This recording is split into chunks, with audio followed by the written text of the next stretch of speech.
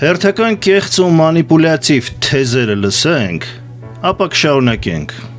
Վերջին 1 ամսվա մեջ Հայաստանի վարչապետը Միացյալ Նահանգների նախագահ Դոնալդ Թրամփի հետ հանդիպել է 2 անգամ։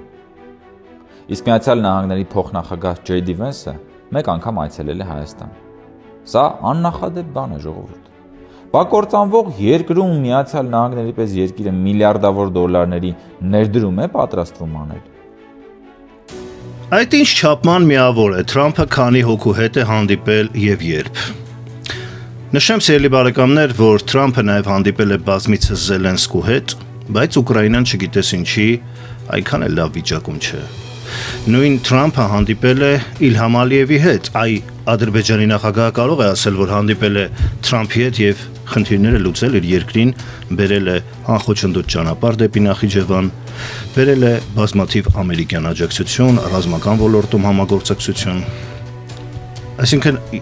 համեմատենք հիմա Ադրբեջանի նախագահի հանդիպումները Թրամփի հետ եւ Փաշինյանի դնենք նույն հարթության մեջ։ Այս ինչ տրամաբանություն է, ինչ մանիպուլյացիա է։ Ընդհանրապես պետք է մենք հասկանանք, որ Թրամփը եւ Ամերիկայի Միացյալ Նահանգները Նիկոլ Փաշինյանի սիրուն աչքերի համար չի Հայաստանին առաջարկել համագործակցություն։ Պետք է հստակ ֆիքսել, որ ԱՄՆ-ն ինչ առաջարկել է, կլինի միջազգային տրանզիտ, կլինի ներդրումներ։ Դա առաջարկել է հայ ժողովրդին, այլ ոչ թե Նիկոլ Փաշինյանին։ Վենսը, որ այցելել է Հայաստան, չի այցելել Նիկոլ Փաշինյանի դուքյան, այլ այցելել է Հայաստան եւ անկախ նրանից կլիներ Նիկոլ Փաշինյանը Հայաստանի ղեկավար թե որևէ մեկը, ընդհանրապես լավ կլիներ, որ Հայաստանը հաղթողի դիրքերից հարաբերվեր Միացյալ Նահանգների հետ։ Եվ անկախ ամեն ինչից, թե ինչ կլիներ վերջնարդյունքում, եթե Հայաստանը պահպաներ նույնիսկ Արցախը, հաղթեր, միևնույնն է, ի վերջո հաստատվելու էր խաղաղություն։ Հայաստանը հավերժ չի լինելու պատերազմի եւ շրջափակման մեջ։ Ցանկացած նորմալ իշխանություն, նույնիսկ ով էլ գա, հաշվի է նստելու այն իրողությունների հետ, որ այսօր ստեղծվել է Հայաստանում։ Չի կարող ուղղակի վերցնել եւ պատերազմ սկսել Ադրբեջանի հետ, չի կարող զրոյական կետից սկսել եւ միակ մարդը, ով զրոյական կետից սկսել է, դա եղել է Նիկոլ Փաշինյանը, ով մեզ բերել է աղետներ։ Հետևաբար, ինչ եք դուք ձեզ վերագրում բաներ, որ ուղղակիորեն դրա հետ դուք ոչ մի աղերս չունեք։ Դուք ստիպված եք գնում խաղաղության, որովհետև ջարդել են ձեզ, ձեր մրթին տվել են,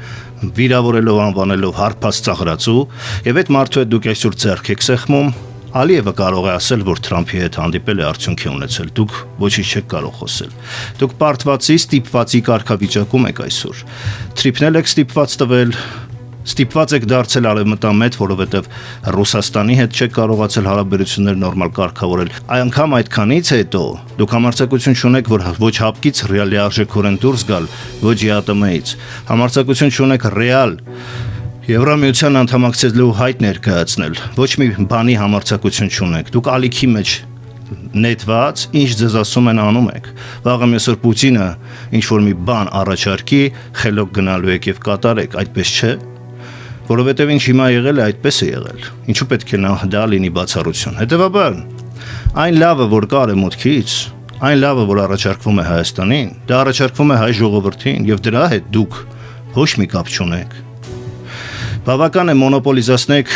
հայ-ամերիկյան հարաբերությունները, բավական է մոնոպոլիզացնեք Եվրամիություն-Հայաստան հարաբերությունները, որովհետև դուք այդ ուղղությամբ ոչ մի լուրջ քայլ չեք արել։ Ձեր շնորհքը այդտեղ չկա։ Ինչ Ադրբեջանը եւ Թուրքիան ձեզ պարտադրել են, այն էլ անում եք։ Եվ այս ամենից ամենաշատը շահել է միայն Ադրբեջանն ու Թուրքիան։ Հայաստանի շահը այստեղ միայն կողմնակի է։ Եվ վերջում մի բան էլ ասեմ, էլի, որ Թրամփ 2 անգամ հանդիպել է Խաղաղության խորհրդի ձևաչափում, այլ ոչ թե ուղղակիորեն Նիկոլ Փաշինյանի հետ, ընդհանուր մի կառույցում, որտեղ կա Ուզբեկստան, որտեղ կա Բահրեյն, որտեղ կա Էլ Սալվադոր, որտեղ կա Պակիստան, Մարոկո, եւ Թրամփը նաեւ նրանց հետ է հանդիպել։ Ինչ է, նրանք հիմա ծաղկող գերզարգացող երկրներ են։ Ինչ եք դուք մանիպուլացնում։ Դուք Թրամփի հետ չեք հանդիպել, դուք Ադրբեջանի նախագահի ձեռը բռնած գնացել եք այնտեղ, որտեղ գնում է Իլհամ Ալիևը։ Սա է իրականությունը։